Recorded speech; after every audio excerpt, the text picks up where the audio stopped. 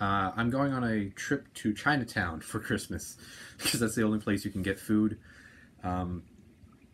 I don't know, this Christmas is going to be weird. But because of that, I'm also going to go to the bins. And also because of that, I have to stock up on inventory right now because I want to be drafting. I'm going to make a whole bunch of drafts today, and I want to be listing 10 still a day from those saved drafts while I'm on the vacation. I could just take the photos, but that would be iffy because it's annoying with the inventory because I'd have to then, after the trip, then put everything in the right spot. It would just be annoying. Anyways, yeah, so I'm doing that. So I went to Goodwill today and actually did an amazing haul. Spent just under $200, but $30 of that was a jacket, or a coat, really, a down coat for my mom. So I only really spent $170. She's, of course, going to pay me for that. And I got 20... Oh, and also, I think $5 of that was like a little denim vest for my mom. So $165 for 27 items is what I got, which is really, really, really good for this Goodwill. I almost never spend less than $7 on average per item, but I did this time. I actually spent, I think, almost less than $6, which is pretty ridiculous. Okay, let's start off. Got a lot of Lululemon today that you will find, but this is not Lululemon. This is a button-up shirt, $6. Used my dad's. He's over 55. They offer a 10% discount on Tuesdays for that, so this was... really, it was $5.40, but I'm just going to say the price there because I don't want to have to do that math, even though it's not that hard. Anyways, Vince, size extra, extra large button-up shirt, men's, and it's this weird pattern.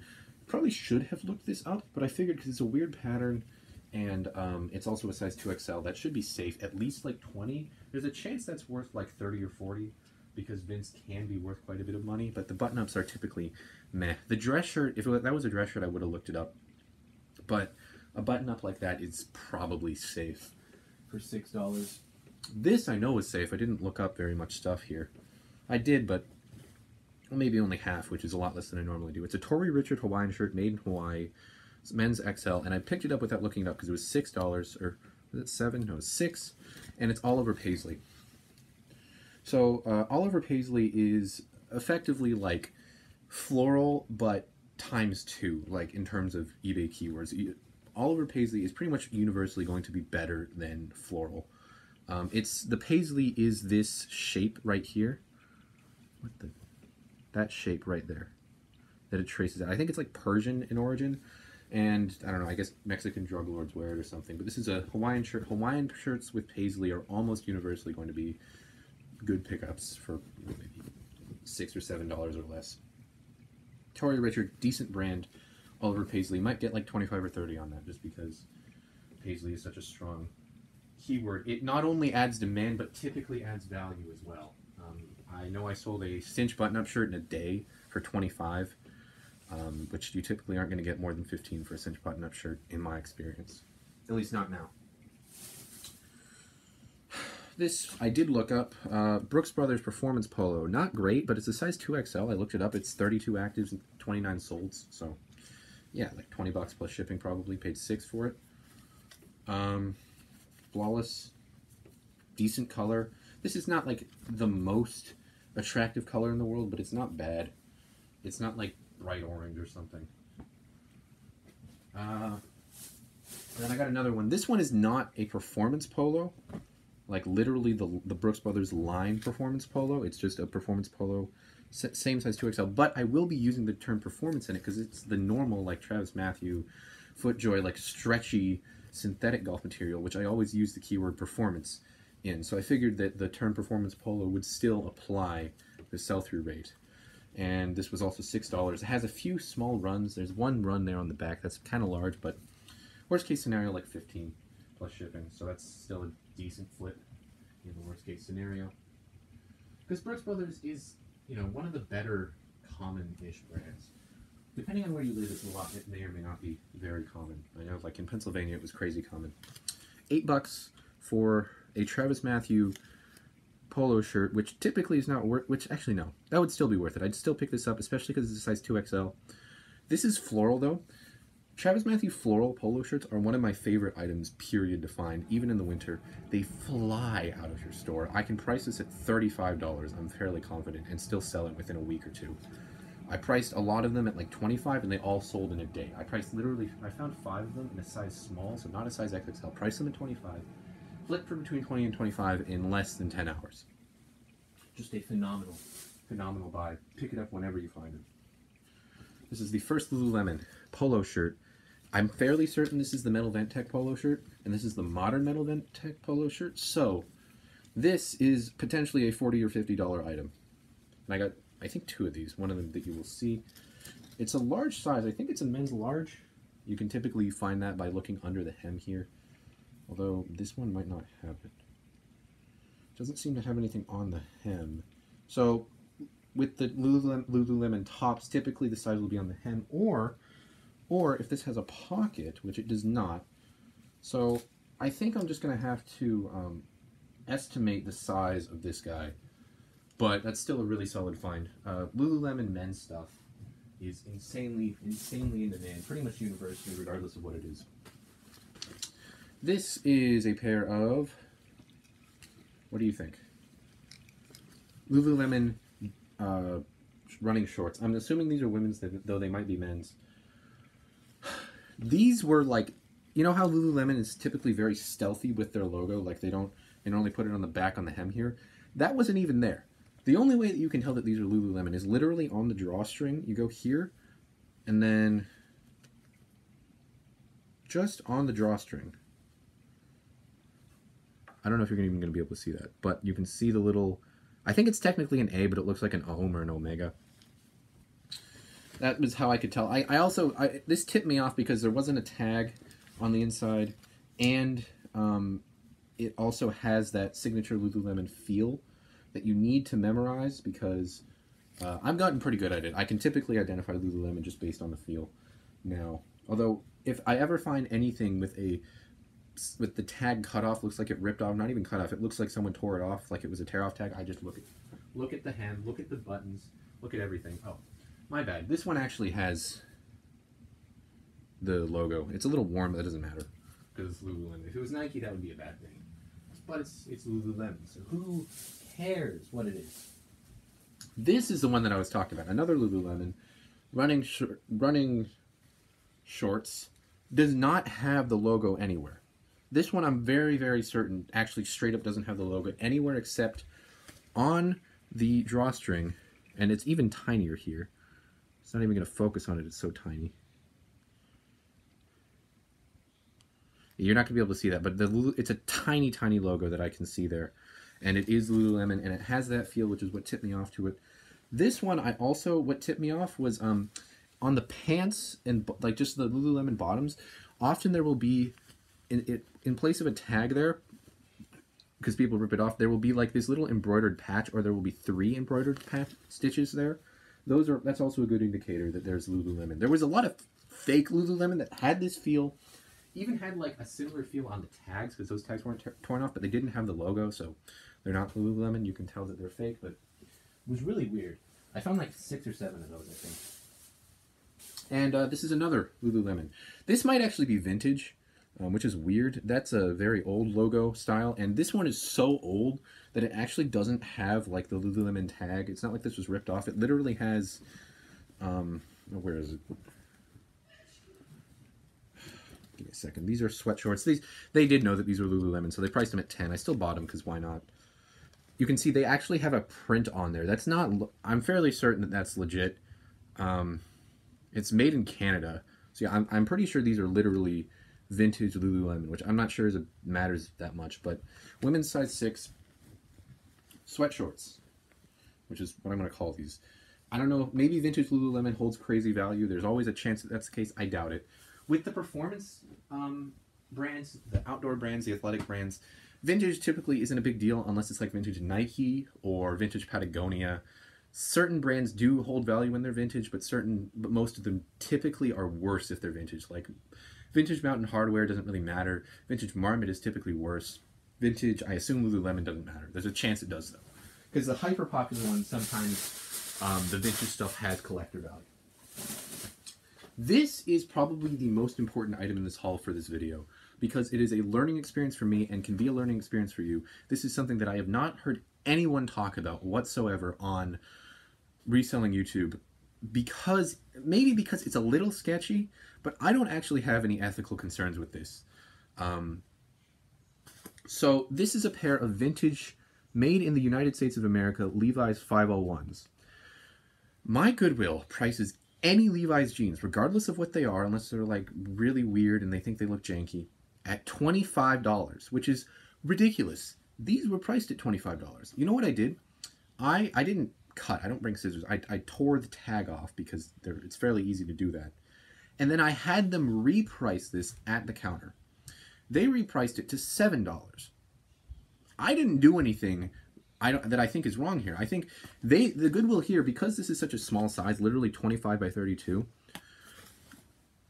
the Goodwill would have priced this as a kid's, but there's some dude in the back that just prices anything Levi's at $25, and I hate that guy. I don't know who it is, but I hate them, whoever they are.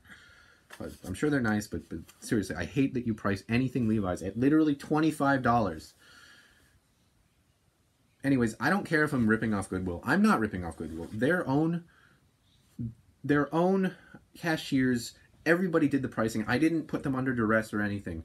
They priced this at $25. I took the tag off, showed it to the cashier. They went and price checked it, said it was $7, and I got it for $7. $25, I wouldn't have picked it up because this is probably worth somewhere between $50 and $100. If this was Selvage, yeah, I would have bought it at $25 regardless.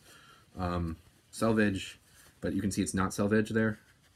Selvage would be if there's like these like weird white stitches weren't there, and instead it was just a dot, sort of like a single stitch red line. That's what they call red line. That would be worth probably $150 plus. But yeah, this size is also probably going to go to someone who's Japanese just because it's so small. Getting back on track, yeah, consider doing that if you find something that you think the Goodwill has overpriced the hell out of, and also you think that they probably mistakenly overpriced it. Because this, they would normally price it, $8 or so because it's kids. Even though it is Levi's, it's kids, so they typically price down kids' clothing. You can consider doing this. This is the first time I've done it, and I've only done it once. I'm not going to do this very often, at least I don't think. Consider taking the price tag off. You don't even have to get the barb out, just like take the price tag and have them reprice it.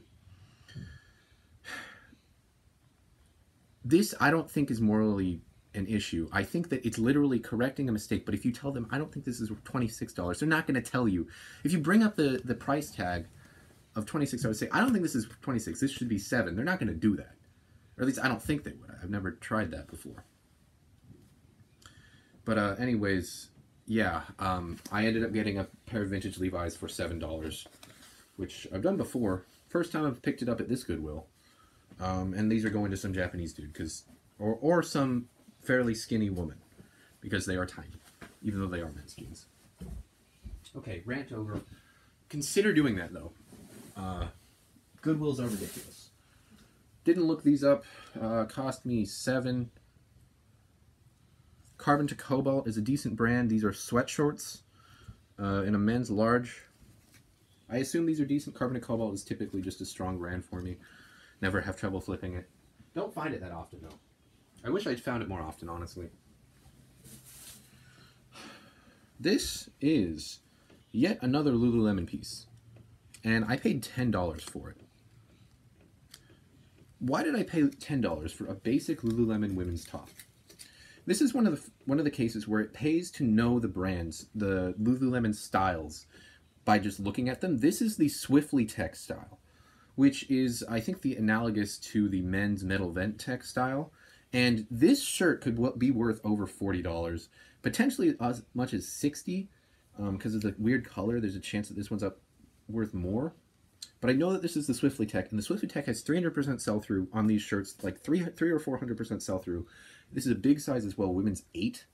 So paying $10 for this is, despite the fact that it's a very basic, potentially less than 4-ounce item, I'm still going to pay the $10 because I know that this is a ridiculously quick and probably very profitable flip.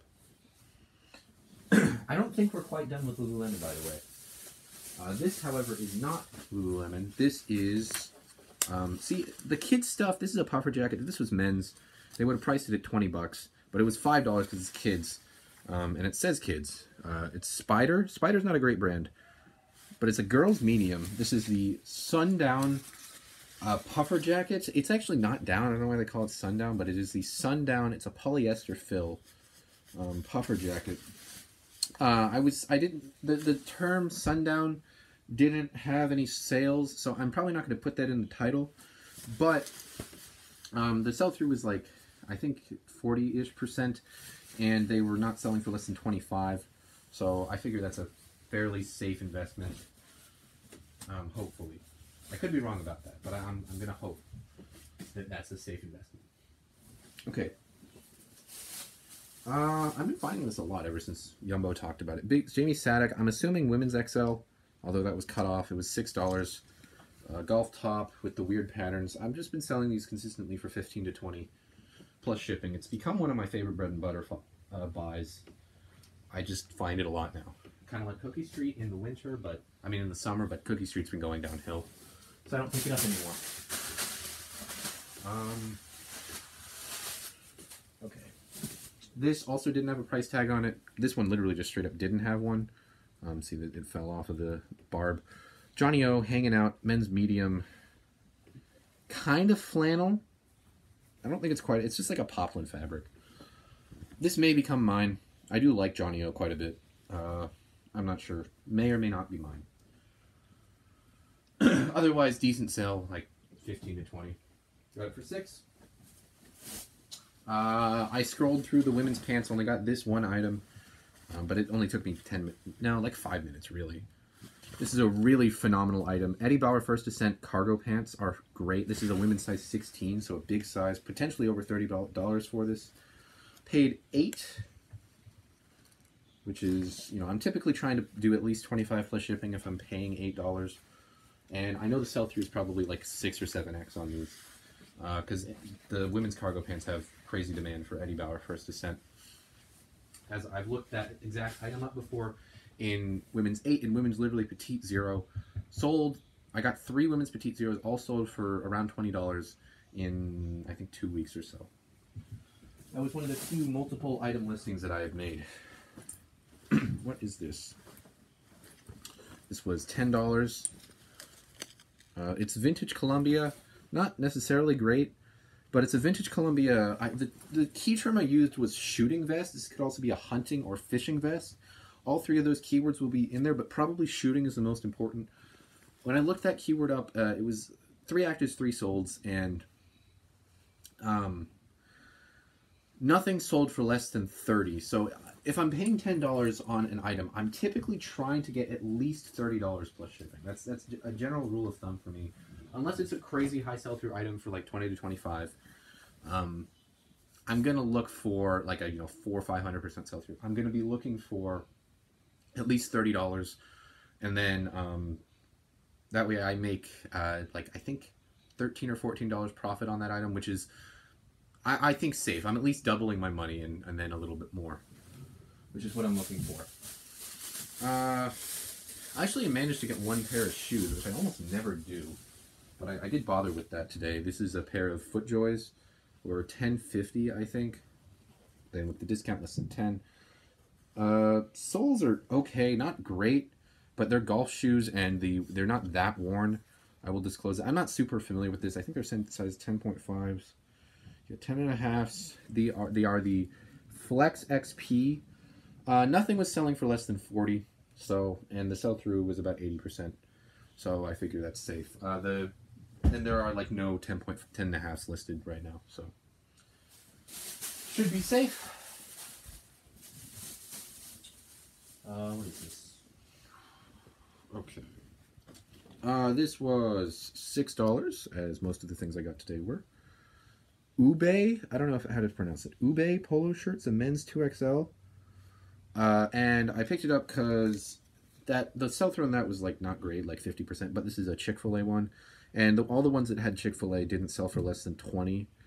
And there were no Chick-fil-A's Ube polo shirts listed, so I figure there's definitely demand for the Chick-fil-A ones specifically. The other ones, I don't know. I wouldn't recommend that brand just on a brand basis. But if you find the Chick-fil-A polo shirts or any fast food uniform polo shirt in general, not even related to that brand, just in general, probably look it up because they can often have high sell-throughs.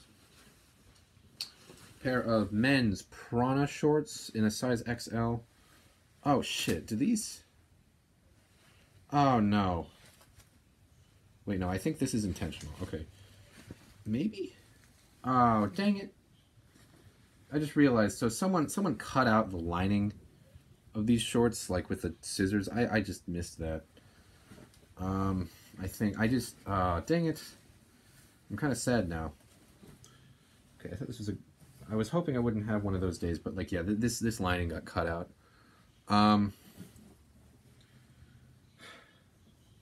Okay, whatever. A pair of men's Prana shorts. We'll probably look up the style, although I don't think so. I'm gonna just flip these for like 15, I think, because that's happened. I'm sad now, but not for long, because guess what? Right before those Prana shorts, I found this, which fucking blew my mind. This might actually be slightly flawed. I'm not sure. New with tags Patagonia, for $9, I think. Yeah, $9 new with tags Patagonia. Retailed for $60. I don't know is there a name for this? This is the men's lightweight all-wear hemp shorts. So these are hemp, which is already insane. Yeah, hemp blend stuff is crazy for Patagonia. Should get like $50. No, like $40 probably.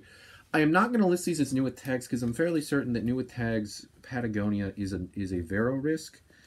But I figure if I just list them, if I say, if I show the tags in the picture, like I show that it is new with tags in the picture, in the main picture, and then price it at the top of the pre-owned market, I should be able to get good money for this. And I didn't look it up. It's Patagonia new with tags. And it's shorts, which is a good item from them, for only $9. I'm surprised they didn't price it higher. They normally price Patagonia anything at like $10 or up. This is a Big Jumbo turned me on to this. So this is a $6. These are the Archer pants from Buffalo David Baton, which is, I'm fairly certain, like a Diesel ripoff brand. It's a 40 by 32.